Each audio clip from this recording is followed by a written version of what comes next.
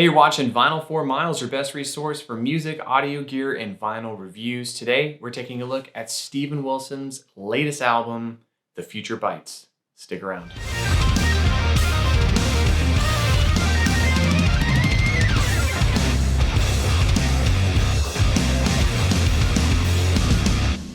Hey guys, welcome to the channel. If you're a subscriber, welcome back. If you're not, what we do here is music reviews, audio reviews, vinyl, gear, what have you. Today we're taking a look at Steven Wilson's latest album, The Future Bites.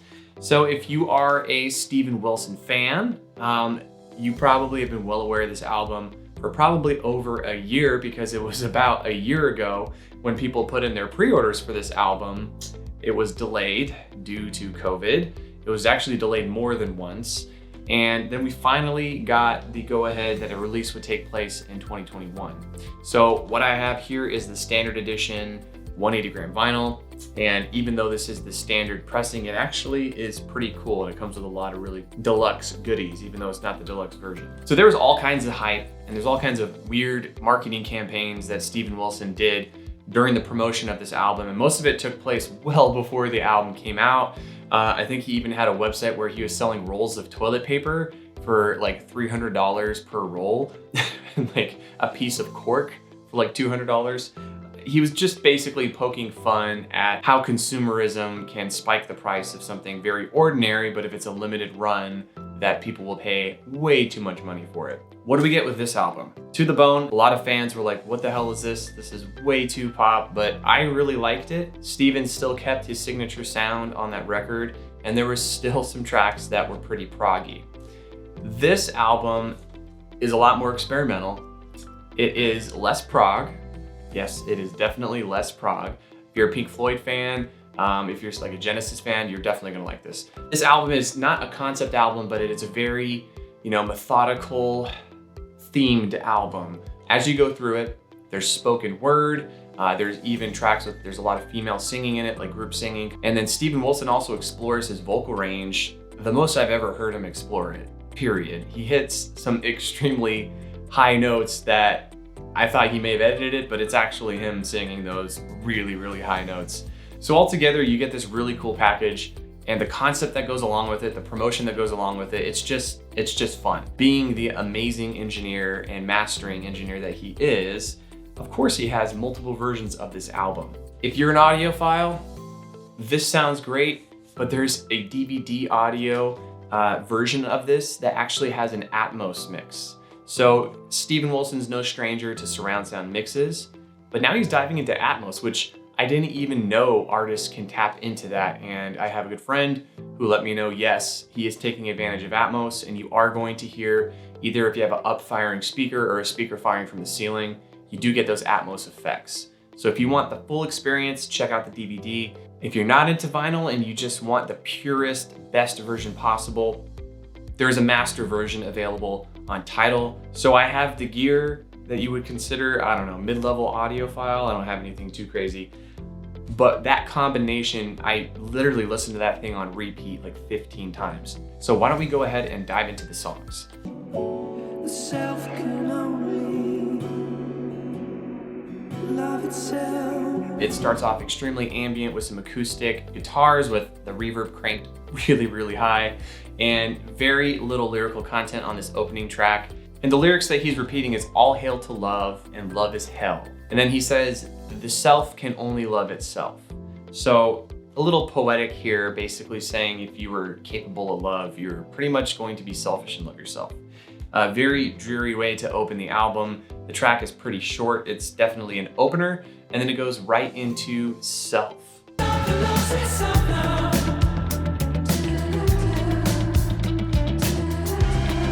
So when we dive into Self, there's a very strong moving beat to it.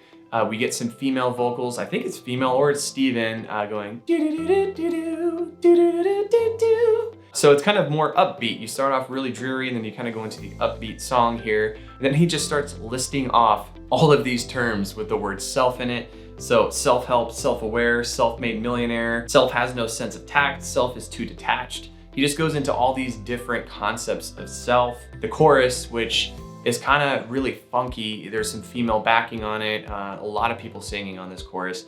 And And it says, we are self, the self that loves itself now. We are self, I only see myself now. Pretty much the recurring theme here is the song Self is about yourself and that you are selfish. So moving on, we go to the track King Ghost.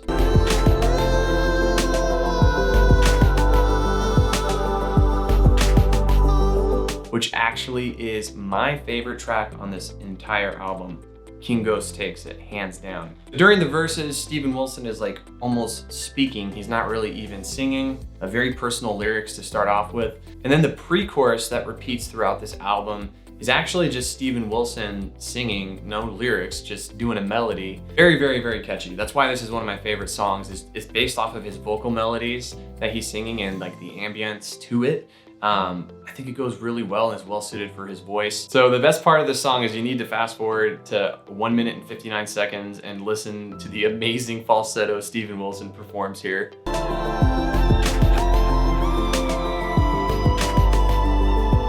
And then he does some weird spoken word with, detuned sounding vocals on here. But overall, King Ghost, check it out. It's very dynamic and it even sounds like there's like a harp sequencer or something going on this track.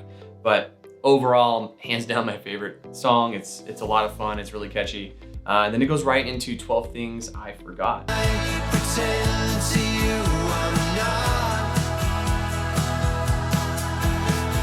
Uplifting poppy beat to it. It has a lot of acoustic guitars. The bass on this one too is really driving and catchy. Just overall, it's a very kind of cut and dry pop song. So if you're not a fan of the cut and dry pop songs, you probably will not enjoy this one compared to the rest of the album.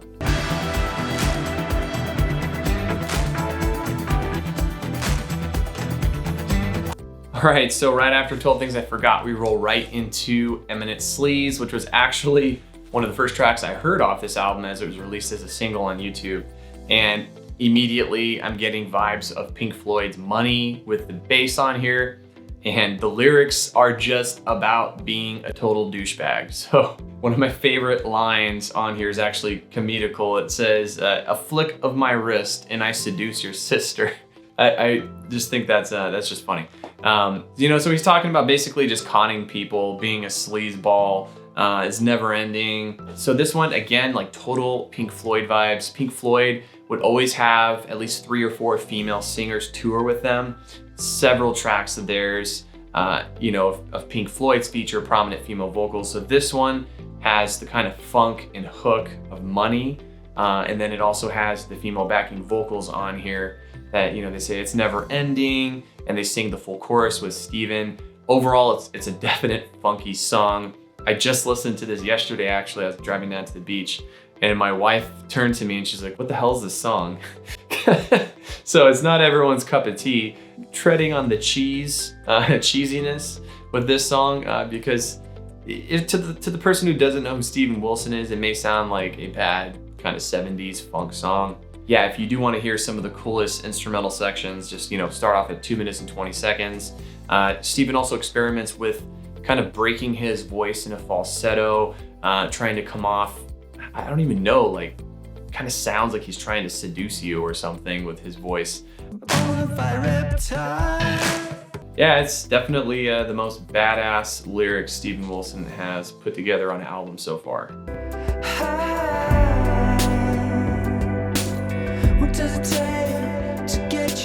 All right, then we go right into the track Man of the People. This song is awesome. It's not my hands down favorite song on the album, but it's one of my favorites. It's very Steven Wilson. I don't hear any outside influence on this. There's some really awesome sequencing here, some amazing keyboard work. It just overall, like the ambiance of this song and like the tone of this song is a little relaxing, but a little uneasy at the same time. And the lyrical content is just about trying to get the attention and approval of somebody, which, is the man of the people apparently in this song. Hey, what can I do to get your attention? He says that over and over again. And at the very end is my favorite part of the song is when he starts singing Hush Now, which Steven Wilson, yet again, is doing his very unique falsetto. Something like that is what he's singing. He's singing about the winter making you depressed and how it gets you down. So overall, this song is kind of depressing, just trying to seek approval from someone that, you know, is in the public eye, man of the people, and you're just not really getting what you want out of the relationship here, it sounds like. Okay, and then we're going on from that track. Definitely Odd is Personal Shopper. Again, another experimental track from Steven Wilson. This is the reason why I didn't buy his deluxe edition box set, is because he basically told me not to buy it if you listen to lyrics.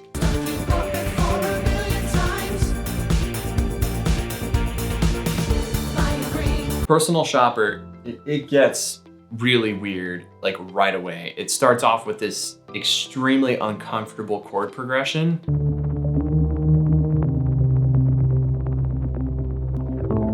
It starts off like it's going to be one of these really dark, uncomfortable songs, like off of The Raven That Refused to Sing. There's some stuff on there that is just straight up uncomfortable when I listened to it the first time. So the first few minutes of this song, very electronic, very uncomfortable. The chord progression is dark and minor, and then it just progresses into this really driving, like funky, militant tone where he's basically telling you to buy things, and it's him again with the female vocals backing him. You know, he mentioned stuff like Kickstarter, like give me a Kickstarter, give me a loan. I have an idea for basically a useless product I'm gonna sell to people and they're gonna eat it up. Buy now to have a better life, close out transactions without remorse, apply for credit, it's your given right, sell it all and then buy it back, buy the shit you never knew you lacked. Everything on this song I completely relate to. In 2021, consumerism and marketing for consumers is ridiculous. You freaking have every smart product in your house listening to you, knowing what you like, knowing what the hell you're talking about. You know, I've had many situations where I'm talking about a wine opener or something with my wife, and then 15 minutes later I get an ad for a wine opener. So yeah, I totally get what he's going for here. And not only that, just the amount of ridiculous Kickstarters that I've seen like the past 4 years with the most useless products that nobody needs, but they're generating millions of dollars in Kickstarter funding. Just ridiculous. So I completely get what he's talking about on this. And then he takes a funny turn on it. I think it's funny. It may be serious for him, but he just starts naming off products. And the funniest one was organic LED TV. Organic LED television. And then he says 180 gram vinyl and deluxe edition box sets, which you sold, Steven. You sold a box set, you sold deluxe edition, you sold the DVD audio of your album. It wasn't one release. I just thought it was ironic that, you know, he has this deluxe version of his album and then he calls himself out in it. So probably on purpose, and probably, again, some of his weird dark humor. So Personal Shopper, check it out. Again, very uncomfortable song, and it's gonna be another one of those songs that if you're with someone who's not a Steven Wilson fan, they're gonna look at you and be like, what the hell is this song?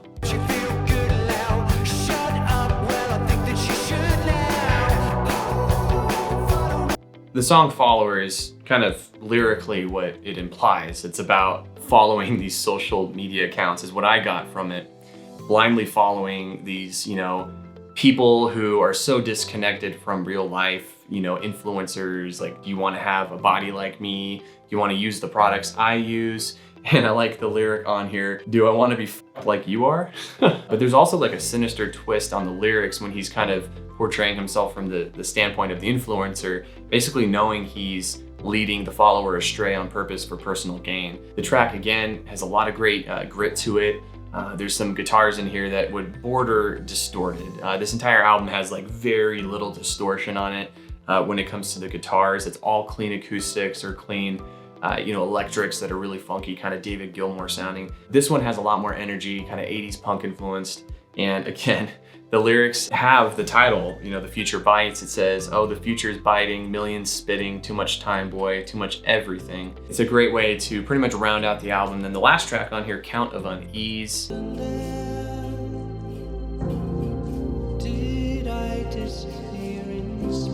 It's like an outro. So the first song on here is like an intro into the album, right? And it's only like a minute or 2 minutes long. And then the last song it's longer, it's like 6 minutes long, but it's very dreary and slow, and there's these loops in the background of like, sounds like someone scraping something on the ground.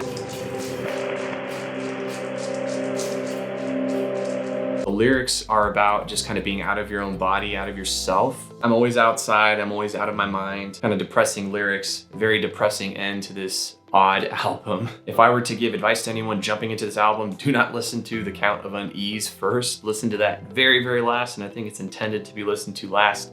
If you're new to Steven Wilson, I will tell you right now, go listen to King Ghost. And then if you want to hear some of his uniqueness and experimental songwriting, go to Eminent, SLEEZE, and then go to Personal Shopper, because I think those three songs best represent the body of work on here to be unique to this album. I think it's a great album, worth your full attention. If I were to rate this, I would give it 2 thumbs up. Definitely worth a listen, but you have to keep in mind this is a body of work. It doesn't stand as well pieced out. Do listen to the album as a whole to get the best experience possible. So why don't we go ahead and just dive into the standard vinyl edition that I have here. 180 gram vinyl. So right off the bat, you have a matte photograph of Steven Wilson, and this is actually him morphed with like 3 different people, 1 girl, another guy, and Steven Wilson himself. So he's looking kind of weird.